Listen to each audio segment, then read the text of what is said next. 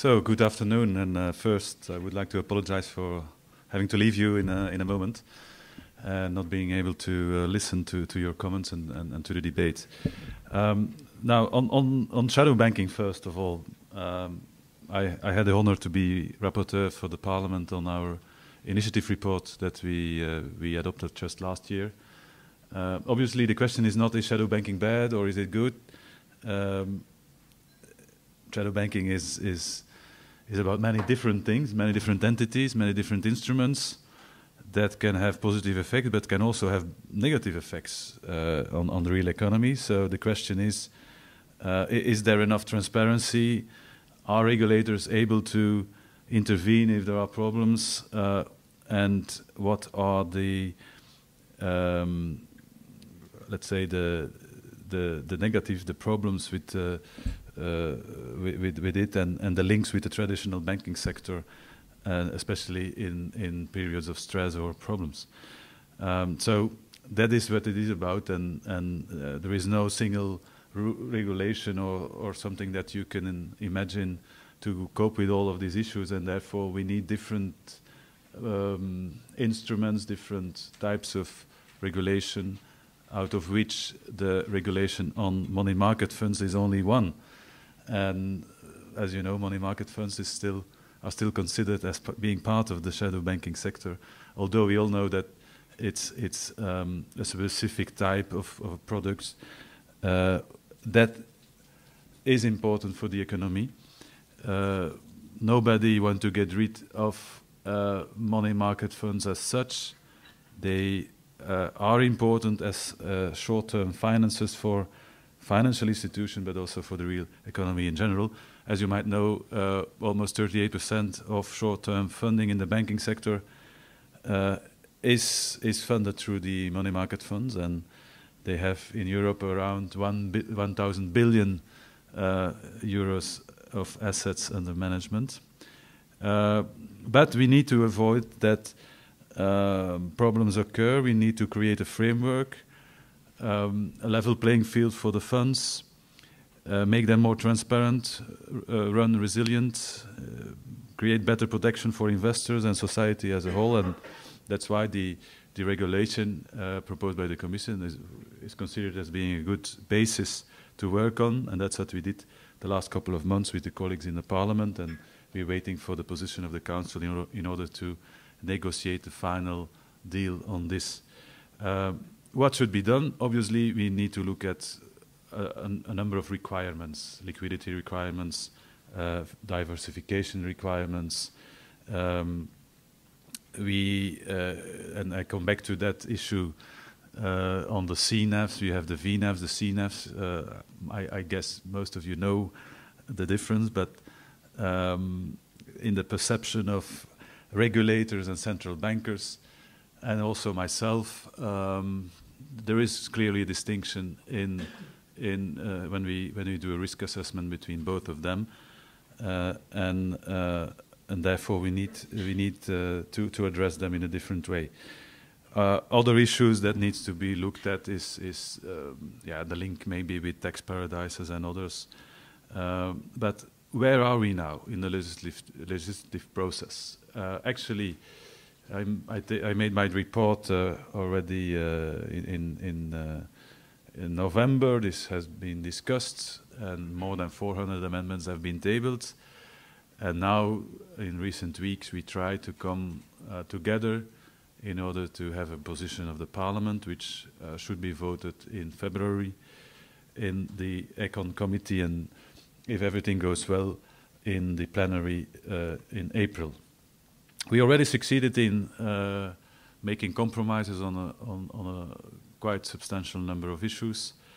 For example, the extension of assets of the money market fund basket.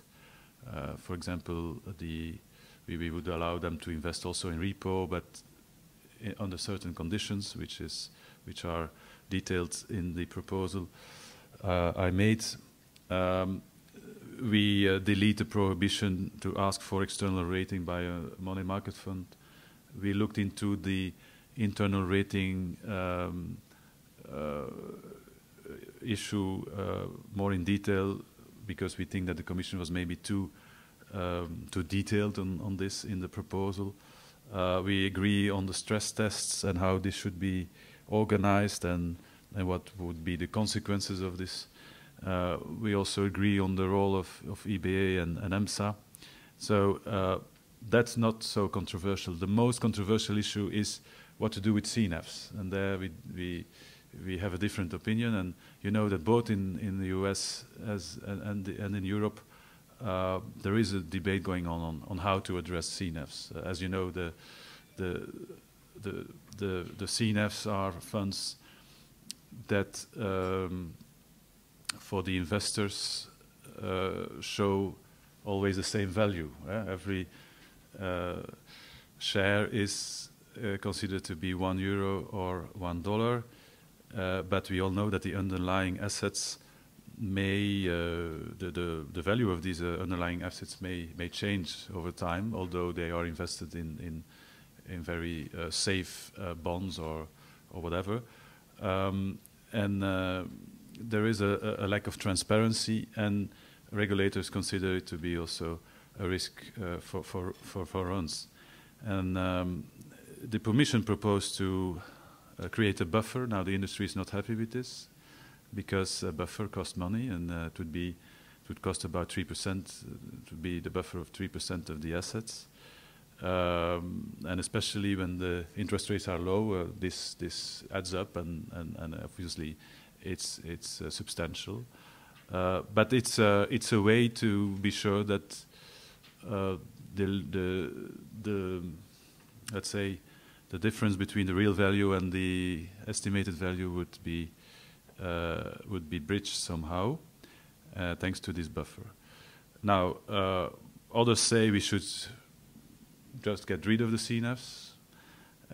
Industry prefers to say, oh no, let's create gates and liquidity feeds, and this will help to solve the risks.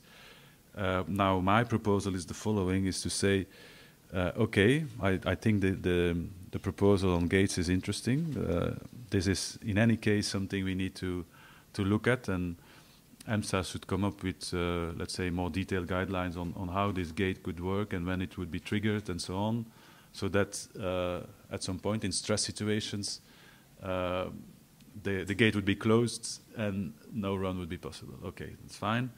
But at the same time, I think the buffer still remains an instrument, especially for CNAVs, that is necessary to create the necessary stability. So I remain in favor of having the buffer.